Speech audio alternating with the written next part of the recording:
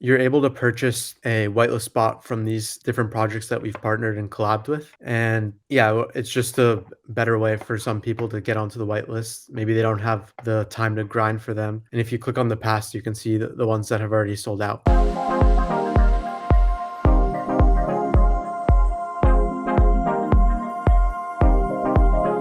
All right, what is going on, everybody? My name is Maz, and I'm here with Alpha Mint. We are bringing on a new show for you guys. So we're starting a show called Genesis, and we are bringing it. We want our goal with this show is to interview founders from specific NFT projects, and yeah, we have a banger for you guys today. It's going to be an exciting episode, and without further ado, let's get right into it. So in today's episode, we have Noah, who is a founder of a project called Wave Catchers that just launched a couple of days ago. Noah, how you doing, man? I'm doing well. Thanks for having me. Yeah, I'm looking Absolutely. forward to talking about wave catchers. Yes, and let's definitely talk about it. Thank you for joining us. And the project, just released a couple days ago, and then we saw the reveal yesterday. And it's exciting stuff. But before we talk about wave catchers, let's talk a little bit about yourself. Give us a breakdown of how you got into NFTs. Tell us a little bit about your history and everything leading up to the project here. Sure. So I started up trading stocks, and that's mainly how I got into this sort of stuff. I was able to get some money for that, and then I came across some YouTube videos. I think it was John Carlo buys tokens and NFT verse, and I started watching some of those videos. Saw an intro into some of these projects, and I think this was back in September, October. So it's Mhm. kind of after the big bull run in the summer. July, August had kind of subsided, and then just started learning. I mean, I started hopping into Discords, watching a bunch of videos from different channels, and started joining some communities. And the community that I really loved the most was Anonymous, and I joined that in November. And so essentially, if I don't know if you guys know what Anonymous is, it's a Oh, I love Anonymous. community. Yes. Yeah, it's great. So it's Mhm. created by Mouse Dev and his older brother Kilo, and essentially they were one of the first on-chain profile picture projects. So when they launched, there were 1,000 Genesis mice that were free minted, if I recall correctly, and they would generate one Chief token per day, and then you could burn it and try to re-roll for a rare one. So that also started kind of a whole new wave of play to earn games and gamifications with tokens. So yeah, that's the Yeah. first community that I became a part of, just talking to the people there and following the market since then. Yeah, I mean, shout out Anonymice, man. I definitely paper handed that project back in the day. But it was one of those things, yeah, like you said, a free project that just had a crazy run. I think over 10 ETH at its prime. And even now, the team is still building. If you join the community, the alpha chat's amazing. So it's great to see, you being involved. And that your first project you said you got into? No. So yeah, it was one of the first projects I bought into. I was about to buy Wolf Game right before, but I missed out right at the beginning. Unfortunately, that ran up a lot too. And then Yeah. yeah, I started reading about Anonymous, and that's the first one I bought into. Nice. Yeah, I mean, yeah, again, great community. And so are you active there or you've been active there since you've joined the community? You got involved with people. What happened after this whole anonymized thing? Yeah, so I joined them in I'd say mid to late November, and I've been really active there since. And the first alpha play that I guess I got into there was with Small Brains and in the Yes. treasure ecosystem. And yeah, I mean they called it there. I think for a small it was around zero point 0.3 ETH, and those ran up all the way to like six. So those have done Yeah. really well. And then I got into the treasure ecosystem, and that's kind of where I've been hanging out a lot, just with the L2 stuff, Arbitrum. It's a really good vibe there, and they're building a lot of cool things. Yeah. I mean, that's another great point. The small brains. I still remember joining the small brain Discord and drawing the monkey with the brain to get whitelist for a free mint. Again, that went up to 6 ETH around there. And I don't know what they're at currently now. But it's amazing to see these projects building and treasure specifically. There's a lot of projects coming out of that ecosystem. And that's exciting stuff as well. So then would you consider yourself, when you got into NFTs, were you a trader? Were you a collector? Were you just learning how to, these projects were launching? What was kind of your strategy when you got into the NFT market? Yeah, so I'd say originally I came in for trading, and I saw that some people were doing really well, but then I realized it was because I came from stocks and options, and I mean, there's no community aspect to that really, except Yeah, for I guess you could say Wall Street bets. But yeah. anyways, but yeah, I saw these really awesome communities. It was just a great place to hang out on Discord, talk to people who were building things, and then I kind of shifted more into collecting, and then finally with this, starting my own project and building. Nice. Were you into crypto before NFTs, or were NFTs your intro into the crypto market? So I dabbled in it a bit in 2017 with the big Bitcoin run up. I Yeah. think I had bought ETH, I don't know, like a couple $100, and then I sold it right around the same time, and then I didn't follow it after that. But yeah, and NFTs were my way back into this space. Love that. And like you said, the whole community aspect and gamification around NFTs makes it very interesting. It brings a different dynamic than like stocks and options, where you don't really see the people behind the scenes as much as you do in this space here, which makes things very interesting. Of course. So yeah, let's talk a little bit about your project, right? So tell us what motivated you to start this project, and what kind of what the reasoning was. So the project's called Wave Catchers. I want to put up the website here while you explain it for us. And yeah, just talk to us, walk us through what made you want to launch this project, and what is it? Sure. So I'll talk about what it is. So essentially, there are 3,334 wave catchers, and they're these pixel art people on a beach. And the overall theme is that the NFT people have retired from whitelist grinding, and now we're just chilling on a beach, and we're still able to get whitelist spots.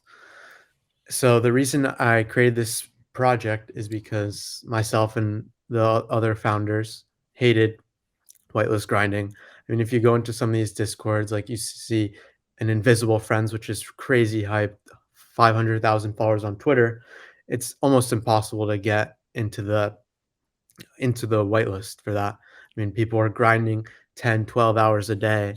They're doing these crazy things. I actually spoke to a guy for Hape who rode 17 miles on a bike wearing a gorilla suit and live streamed it. So Oh there's my just god. there's just some crazy stuff. And Wow. granted, I think it is whitelists are a great way for some people who maybe don't have a lot of capital, and they're able to spend a lot of time grinding, and they hit a big flip like Hape where they could sell it for 8 ETH, and that's a lot of money. Yeah. But there's so many projects, and it's just impossible to get on all the whitelists. So essentially with a wave catcher, you generate 100 they generate 100 COCO per day. So each wave catcher generates that amount, and then you're able to trade those COCO tokens in for whitelist spots. So if you scroll up a bit, you can check out our marketplace tab.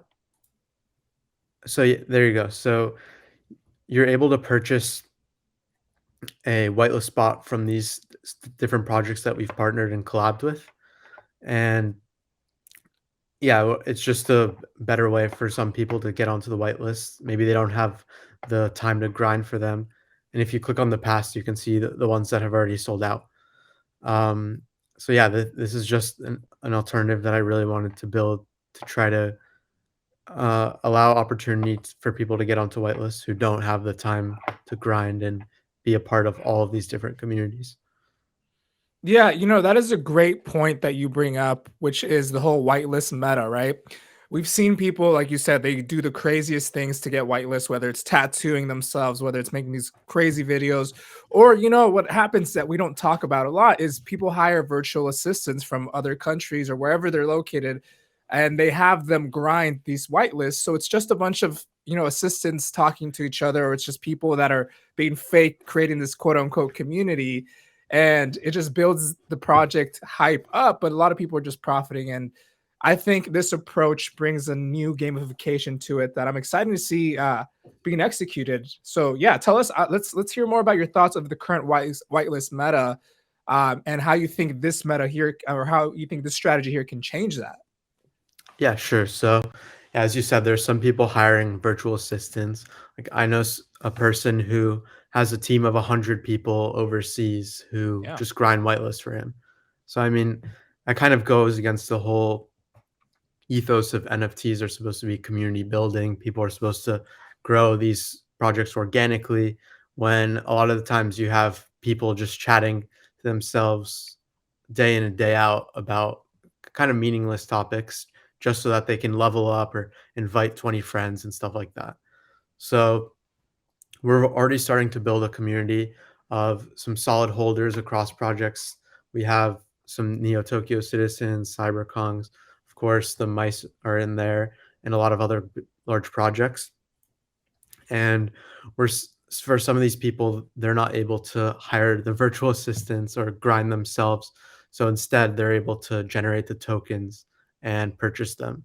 So I think it's just a better way. Also, it's more sustainable for the mental health in the mental health aspect. I mean, it's just you can easily burn out by being on Discord for hours Oh upon yeah, hours a dude. day. And I think this is just a better alternative for some people who just don't have the time or they have a lot of other things going on in their real life. So Dude, I they're mean, but I while can't. still being Yeah, able to get onto the whitelist. yeah. I was gonna tell you, like, I cannot grind like I used to. Right when I first got into NFTs, back in June, July last year, I could spend time in other discords and talk and build a community and try to get whitelist. There's no way in hell I can do that now. It just feels like you said, burnt out from just. It's just even though there's a lot of money involved, I just personally can't do it anymore. So this is a cool strategy for someone like myself who just doesn't want to do it or just doesn't want to hire VAs to maybe monetize or capitalize on specific whitelist spots. But let me ask you this: so, what would make a project, give you these spots as opposed to making their community grind for it how it's currently? What would make them change their meta and go towards this approach? Why would they want to do that? Yeah, that's a good question. I mean, that's one of the really difficult things that we've had to take into a lot of consideration. I'd say we're building a strong community. We have Look, so when communities give their whitelist spots to different alpha groups, they want those alpha groups to just mint all those, let's say 50 spots. So Yeah. they give it to Anonymous, they give it to Wall Street Kongs, they give it to Neo Tokyo because they know those people generally have quite a lot of liquidity and they're going to mint the projects. So we're trying to build a community with people from those collections and try to build a reputation where people who will hold projects will mint the projects that we get whitelists for, and that we're going to be a part of those different communities. And also, um, we're starting to build up a pretty big Twitter. So doing giveaways on there, which benefit both of our pages. So we can do collaborations where we give away 3 spots, and both of our pages will benefit from those collaborations and give more exposure to both projects. Yeah. So in a way, you're getting a real community. If I'm a project, let's say I'm Invisible Friends, and I just don't want VAs grinding in my, Discord all day, I can allocate, let's say 10 spots to you. And I know from those 10 spots or whatever spots they give you, there's going to be your community that's going to be there to, mint this project, whether they buy or sell, whatever. We know we're giving it to a community that's already established and has some sort of cred, then, right? Yeah. Yeah, that makes sense. I can see that. And yeah, as projects, do this, I hope we see more of this because, like you said, the whole whitelist meta right now is very stressful. Whether you're hiring 100 VAs or whether you're grinding yourself, it's something that's definitely can improve. And seeing this is cool. So walk us through then what it would look like for someone like myself here. Let me pull it up here if I wanted to buy a spot here. So how do I do this? What happens here? Let's say I have this project. How do I get a spot now that I have this project in my wallet? Sure. So first, you'd go to the COCO tab. Um, After this, so when you connect your wallet, you'd see your crew on the bottom. So that's going to be all the wave catchers that you own. Mhm. And then each one accrues 100 per day. So it'll show on the top right under the claimable COCO box how much you currently have. And then when you're ready to purchase a whitelist spot with COCO, you'd claim it there.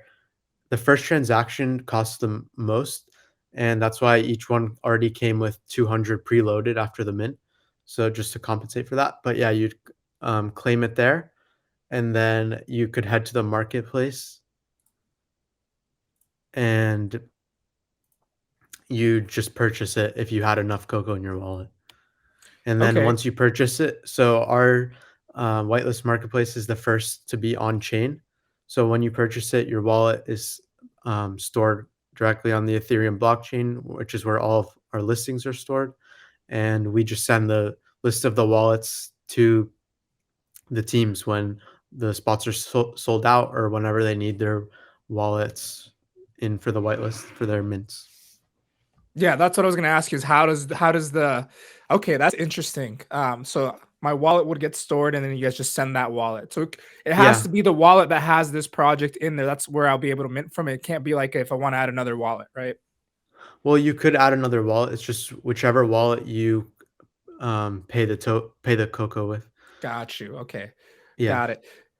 Let me ask you this then. If I own more wave catchers, can I so let's say each one accrues X amount of tokens. If I own, let's say I want to buy 100 of them, then I can just, take all these whitelist spots or how would that work? Is there a cap where it comes to this or no? It's one per wallet. So let's say you bought Lost Samurais right there. You wouldn't be able to buy it again on the same wallet. Got it. Okay. But then I could just Yeah. send the token to a new wallet and then use that wallet to mint if I really wanted more than one. Yeah, I mean, where there's a will, there's a way. So Yeah. in it, essentially, you could do that, but we're trying to price it and according to the project's hype, how many spots are available to the point where people aren't just able to farm infinite cocoa and purchase all those spots on the marketplace. Yeah. Now let me ask you this: if I don't own this project, but if I don't own wave catchers, but I just wanted to buy Coco, can I buy Coco and just buy these whitelist spots just outright? Well, so currently we don't have a liquidity pool set up. We can't fund one as the developers because there's sort of a gray area around that legally. But Yeah. there's some people in the whale chat, which is when you own 10 or more in the holders chat, they're thinking of starting one as the community, but we can't endorse that or support that in any way. Yeah. Okay, that makes sense. So maybe there will be a way to do that in the future, if the liquidity pool gets built. Okay, interesting. Um, so tell us a little bit more because whitelist spots. How do you what is your strategy to get the whitelist spots moving forward? Do you have a team involved, or what is your what is your strategy behind getting whitelist spots as the market moves on a day to day basis? Sure. So we just hired a collab manager right after the mint, and this person's really well connected within the treasure ecosystem. And Hmm. we have two other moderators who are also pretty well connected on mainnet. So we're paying them to go out and seek out whitelist spots. And since the mint, we already have 8 other projects on board that have Nice. allocated us some spots. So we're not going to put them all at once. We're going to try to have them uh, as- appear in the marketplace maybe once a day or once every other day because or else they just sell out and we have to keep a steady stream. Yeah. I mean, that's awesome, man. And I again, you're building a nice, platform for this to happen in the future where, if I'm a project and I want to allocate some spots to you, that's awesome. Thanks. Um yeah, that's great. Give us a little bit of why you decided to do this. What was the reasoning and what is your background? How hard was it to build this project? Because Sure. you So could have just done a PFP and just said, "Hey, this is it." But you went a different routes and it's pretty cool. yeah, so I think it ties back to I mean, I wanted to build something that I would actually use, and I think as a founder, that's really crucial because that's what I'm passionate about. So I wanted to build something. I would buy my NFT and use it to get whitelist spots because I personally hate grinding for them. Yeah. So that's why I created this, and it was really hard. I mean, there are a lot of moving parts. Having the art direction, I didn't want to have crappy art. I wanted it to look solid, like people could actually rock it as a profile picture, Yeah. and like it. So we spent a lot of time coming up with different traits, the art, having the higher quality pixel art, and yeah, I mean, what really separates us from a lot of these other projects is our contracts. So the marketplace is the first to do first to be on Ethereum mainnet and for whitelist spots. And I mean, we got the gas optimized super low. It's around 0.008 ETH at 100 Gwei Nice. to purchase a whitelist spot. So I don't know. Right now, I actually have it pulled up. We're at 33 Gwei, so it's like a couple dollars to purchase If these that. whitelist spots. Yeah. Yeah, and I think one of the best compliments that our developer got in the chat yesterday, someone said, "Wow, I thought I was on L2." So that just really goes to show like how great these developers from Anonymous are, and we worked on getting the gas as low as possible. So yeah, just want to shout out 0x Bori, who's our developer. Nice, that's awesome. Yeah, we appreciate that, man, because you know, gas is one of the things when it's up there, it's a pain in the butt to really work around, especially for like these play to earn games or anything gas related where you have to constantly use it. It matters. So we appreciate the fact that you guys took the time to make sure you got a nice contract. That's always important. Yeah. So then tell us a little bit about, you know, when you do launch these projects, are you announcing it to the Discord or Twitter? For example, how do I keep track with what projects are coming up next? Do I just have to keep refreshing the websites or?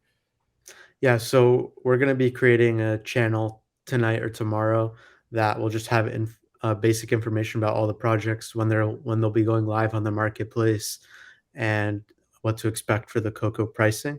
So just Mhm. a way to keep track of it within our Discord so that you don't have to keep refreshing the website.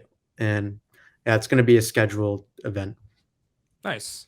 Okay, cool. So, you know, you've minted out the project. You know, here's the Mhm. distribution of the project so far. Here's some of the pictures, by the way. They're pretty sick. Like you said, I love the arts. And I love the Thank you. concept of it called wave catchers, where you're at the beach. You don't have to hustle for whitelist spots. And we all know how much of a pain it is to hustle for whitelist spots.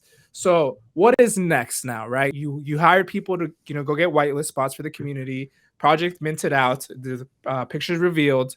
What can we expect next on the vision here for wave catchers?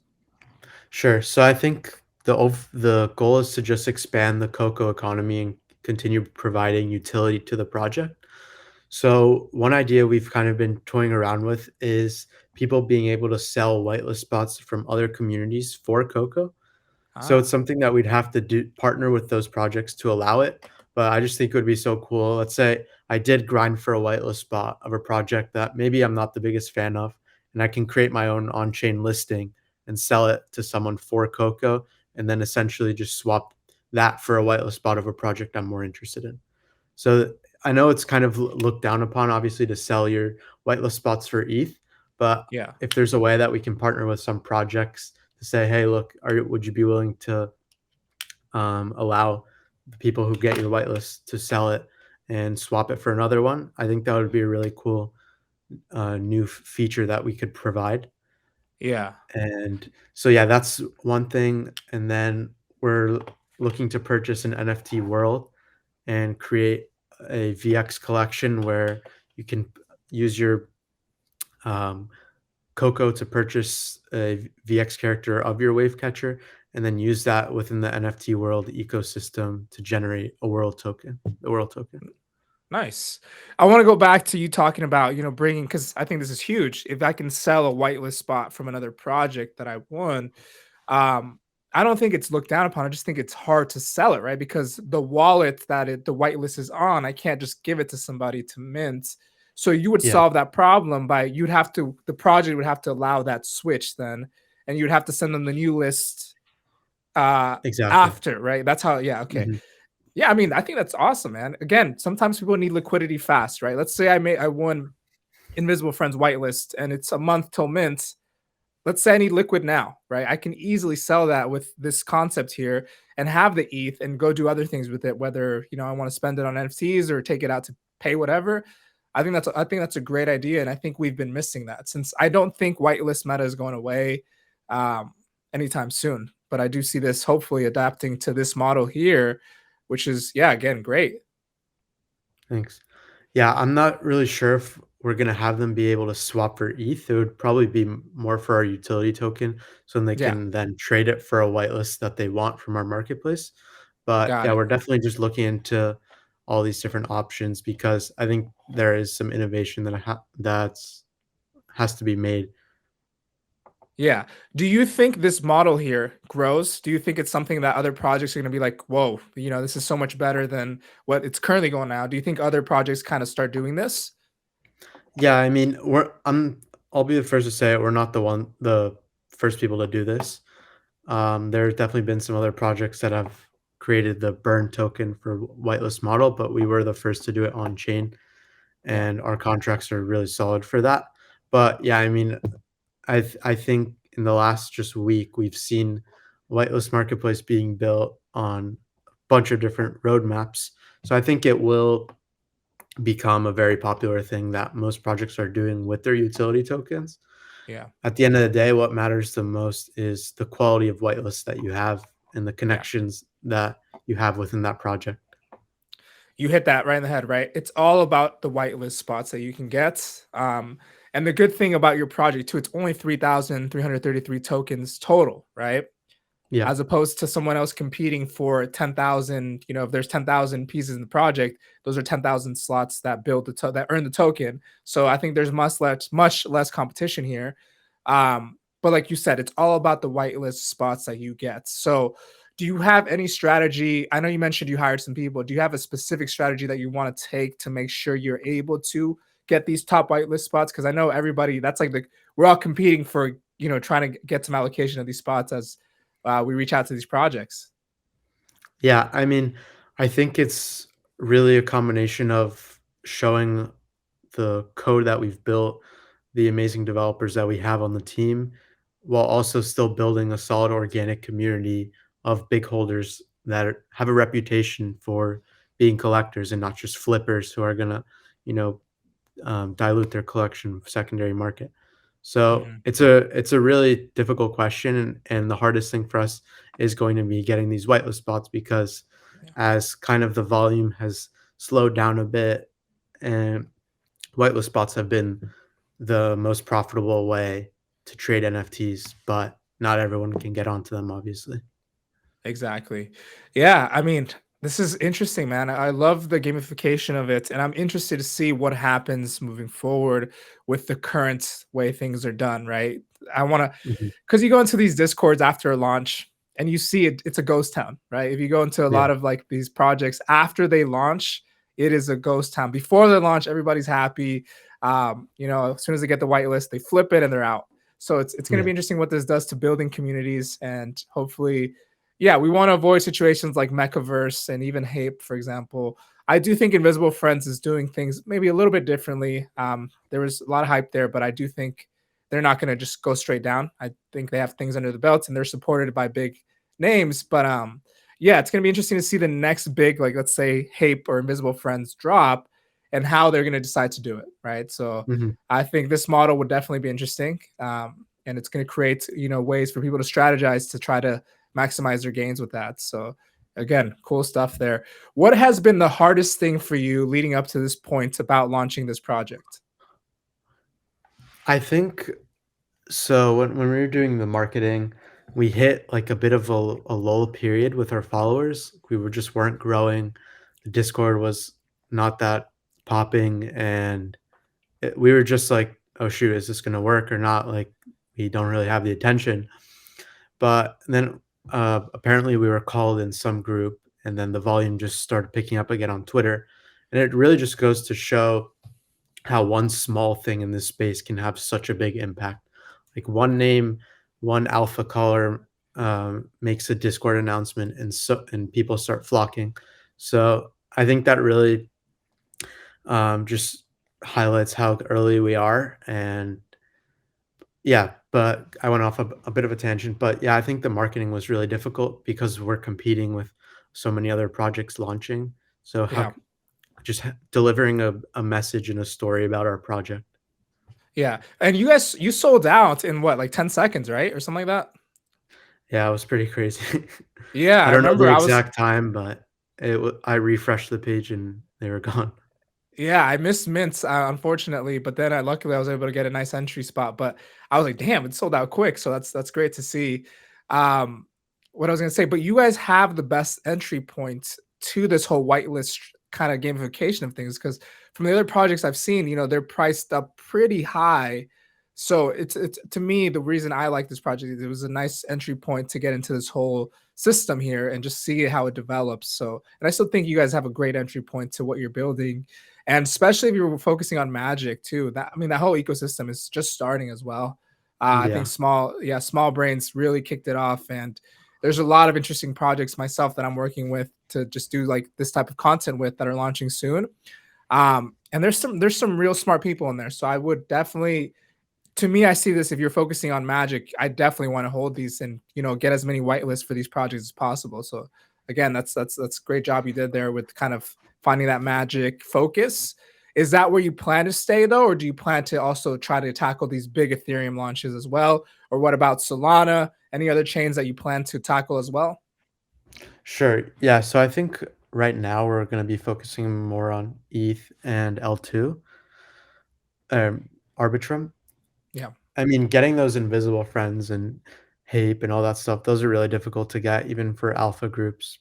Oh yeah. So yeah, it's going to be something that we work on a lot. But I just think that on L1, there aren't that many people who know about Arbitrum and L2. So not only will we be a great onboarding point for a lot of these big collectors, but we're also we also do believe that some of these Arbitrum and treasure projects are a bit of a hidden gem where you can Mm. mint it and they're going for zero point 0.1 to zero point 0.3 immediately on secondary market. So, I mean, if you do the math with how much it costs to buy a wave catcher and you're able to get a few of those, it could definitely um, be a good investment. Is there an ideal number of wave catchers that you recommend someone buy to try to get as many, or to try to get most whitelist spots as possible? Or will some be just priced ridiculously high at some low, medium? Is there like a certain number I should have that you recommend?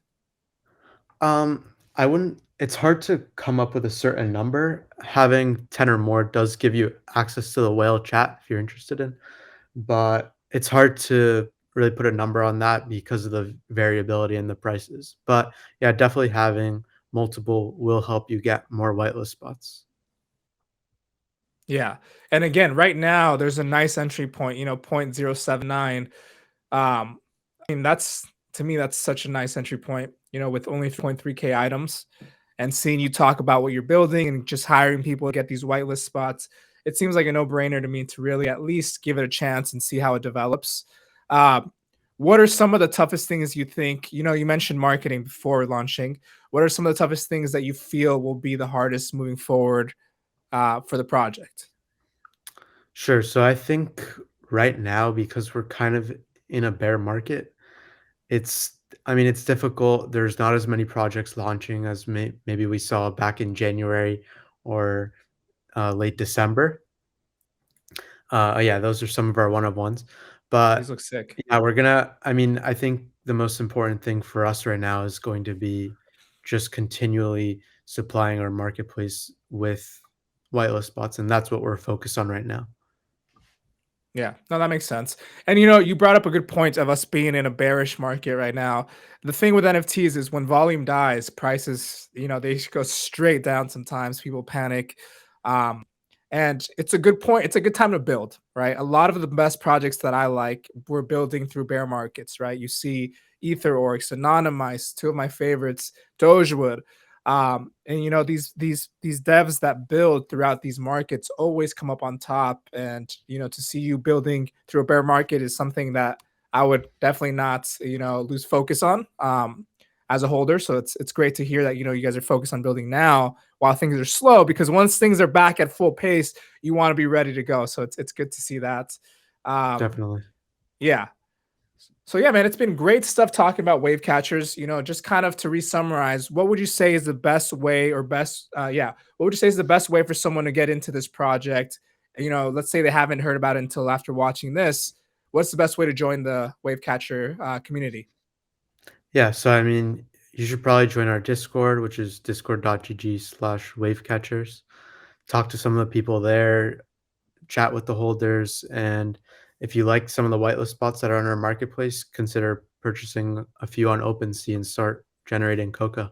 And also another cool thing that you can do on our website is you can go to the lookup section, and maybe there's some people who have listed their NFTs but haven't claimed the COCO, and maybe you can try to snipe some that haven't claimed their COCO from OpenSea. So if you go to OpenSea and you type in a token, I think you do have to connect your wallet, I have but to connect my wallet. Okay.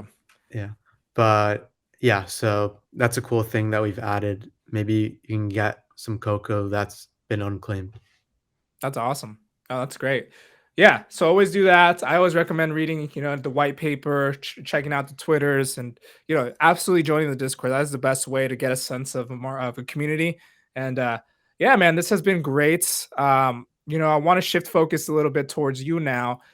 Tell us a little bit about how you are doing now, man. Is this a full-time gig for you, or what's next for you specifically? Now that you have this project now, because I assume once you launch a project, sell out, it probably feels great, but it's also like, oh, what do I do now? Yeah, I mean, for me personally, I was a lot happier post reveal, seeing everyone loving the project, seeing people buying in, and people just being genuinely happy about the art. Because I mean, it's just a great feeling when you have 1,000 people who really love your product. So Yeah, for me personally, that's what makes me happy, and that's why I'm going to continue building on this. And one thing that we have received some flack for is we're not a docs team, and I honestly don't think we're going to plan on doxing. yeah, But I hope that you've listened to this and you can hear the passion in my voice. That I mean, we've already secured 8 other partnerships since our launch, so we're going to keep building and delivering. And if if the doxing is a consideration for you, then maybe this isn't the best project for you. But mhm, um, yeah, for us personally, if we just keep delivering and keep bringing awesome whitelist spots, that's just our main focus right now. yeah, So yeah, I'm really pumped that we're starting to build up a community. It's still really early. We launched like 50 hours ago, but we're ready to start building out a whitelist marketplace, bringing on as many top quality projects as we can, and then um, starting to tackle some of the stuff along our roadmap. love it. So you're telling me then your name's not really Noah, then, right? No, it is, and I Nice. kind of look like the guy in the pic in the wave catcher profile picture. There you go. But yeah, that's a good point you brought up about docs undocs. I've seen teams that are docs rug pull. I've seen teams that are undocs rug pull. We can get to that whole discussion, but I don't think it firmly, should be a deciding factor. I think we should definitely see at things that you've done and your reputation online that matters under, Noah is also important as well. But yeah, we appreciate you taking the time to come out here and just share, talk a little bit about the project and your experience. That always shows me a lot. I've talked to projects before and after reveals, and I've seen projects where they don't want to talk about the project after the reveal. They call it the slow rug pull, right? They're just ready. Their mind is already in something else because the money's already in the wallet. So it's always interesting to see that dynamic. And yeah, man, we appreciate you taking the time to come up here. Any last words that you want to leave for people watching this? Um, yeah, just come check us out in the Discord, and I really appreciate you having me on. I hope that we're able to show this project off to some new people on your YouTube channel. Absolutely, man. And you are the first guest that we've had or that I've had here under our Genesis episodes here. We have Star Catchers next week, and we have another couple big projects lined up. So I'm excited to kick things off with you. And you're the first episode, man. Cool. Heck yeah. All right, Noah. Well, we're gonna go ahead and kick this off here. And so thank you everyone for tuning in. This has been a great episode. Yeah, check out the Twitter, the Discord of Wave Catchers, OpenSea as well. We'll put all the links in the bio. And yeah, make sure you guys subscribe. We're doing these at least once a week with really cool projects and just talking to founders about everything that goes on in the NFT world. So once again, thank you guys for tuning in, and we'll catch you on the next one.